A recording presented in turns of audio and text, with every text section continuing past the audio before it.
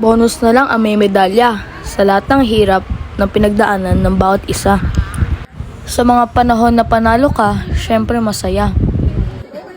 Pero syempre, hindi laging panalo at masaya. Sa mga panahon na hindi mo na panalo ang laban, di sukutan ito na kahinaan. Ang totoong matapang at matalino ay marunong tumanggap ng pagkatalo. At higit pa sa lahat, rumespeto sa mga taong humulma sa'yo. Parang buhay lang yan, hindi laging panalo.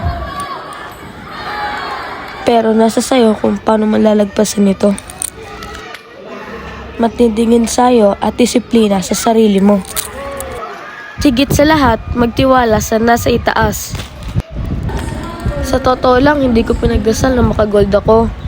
Parang unfair naman sa mga naghirap at nag-ensayo tulad ko. Surrender ko na lang kung anong deserve ko. Naisip ko na lang kung ano man kalabasan nito, siya lang ang nakakalam ng plano.